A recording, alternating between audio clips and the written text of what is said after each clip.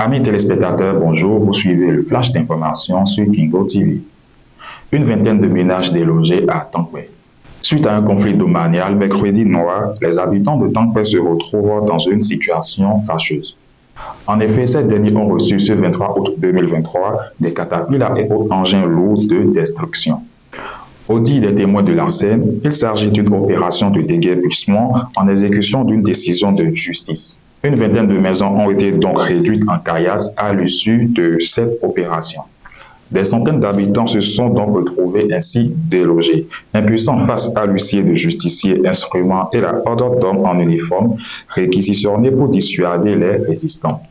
Selon les informations, une centaine de maisons seraient concernées par l'opération effectuée à la requête des familles Bankole et Béarino qui se prévalent d'un droit de propriété sur le domaine objet de déguerpissement.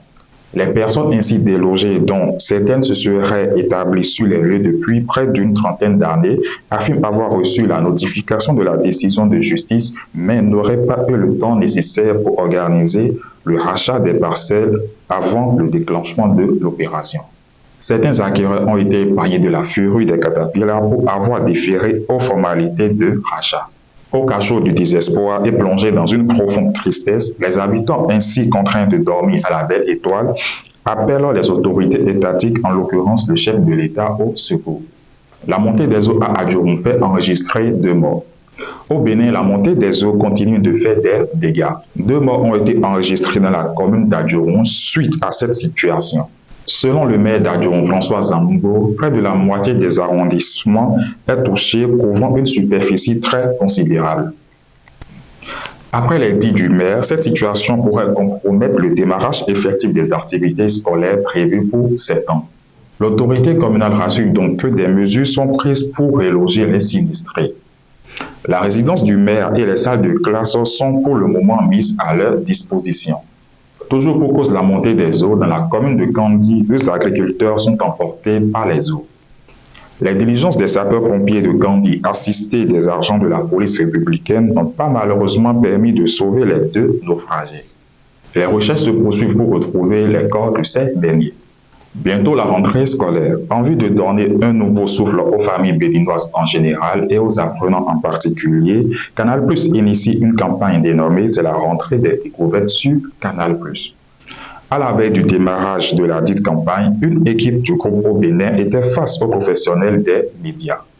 À cette occasion, le voile a été levé sur les offres et programmes de la campagne qui démarre ce 25 août 2023 pour prendre fin le 30 septembre 2023. Pour la phase finale des Olympiades Bunto 2023, l'ABS lance la compétition ce jour. L'association Bunto Sport ABS, présidée par l'ancienne athlète Monique Boubadji, va lancer dès ce vendredi 25 août 2023 la phase finale de l'édition 2023 des Olympiades Bunto. Toujours sport pour la phase finale sport au féminin 2023, Espoir HBC défend son titre face à Asso Model. Espoir HBC vs Asso Model, c'est l'affiche de la finale de l'édition 2023 de la phase finale du tournoi de handball sport au féminin. Ce sont en effet les 2 équipes qui ont réussi à décrocher les 2 tickets pour la finale de cette compétition. Hors du continent en bref, pour la mort de Prigojine, le président américain Joe Biden, par surpris, soupçonne le président russe Vladimir Poutine. Et c'est tout pour le point de l'actualité de ce jour. Merci de nous avoir suivis, portez-vous bien et à très vite.